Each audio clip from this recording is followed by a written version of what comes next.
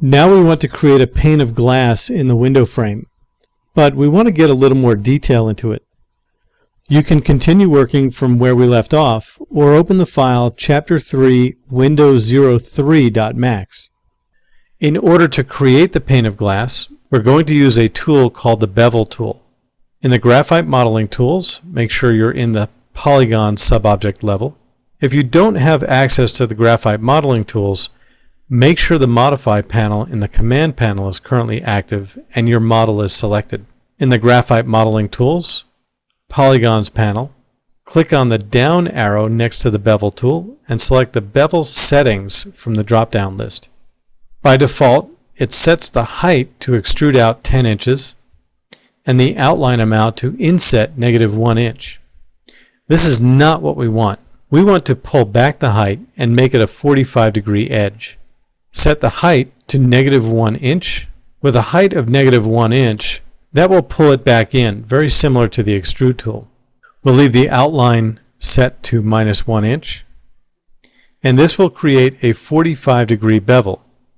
This command is a combination of the extrude tool and the inset tool operating together. Click the check mark to accept the changes. This polygon now becomes the window pane. We want to change the material ID for this polygon to 4. Again, we do this by clicking in the Graphite Modeling Tools on the down arrow in the Properties panel and selecting the Material IDs tool.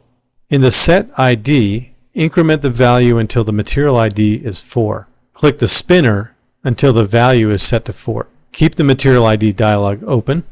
Now to add a little bit more detail to our window frame, that's the 8-inch frame around the window. We want to select those polygons that make up that 8-inch window frame. Here's where using the option of Select IDs comes in very handy.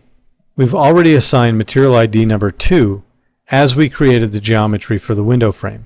Let's go to the Select ID, change the Select ID value to number 2, then click the Select ID button. That selects any polygons in your object with the material ID of 2 assigned to them. Currently, the only ones we have are the 8-inch window frame polygons. We're going to use the extrude settings to bring these polygons away from the building a little.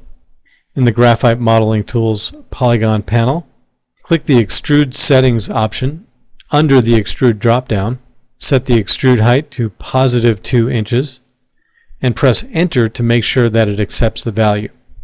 It should look like I have on screen. Click the check mark to accept the change. We'll add a little bit more detail. In the Graphite Modeling Tools Polygon panel, click the Bevel Settings under the Bevel drop-down list, and we're going to come out +1 inch.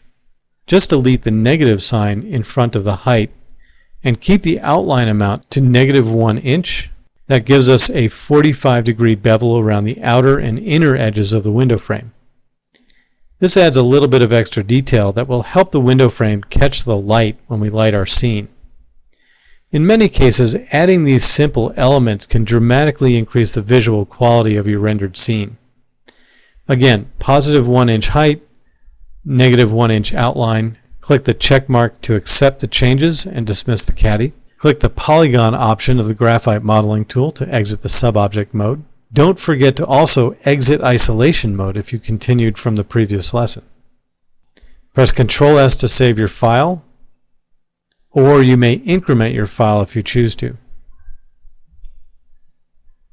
We've built a very efficient window into this polygon model by working one polygon at a time. It's also possible to create multiple windows in the same way very easily using the Graphite Modeling Tools.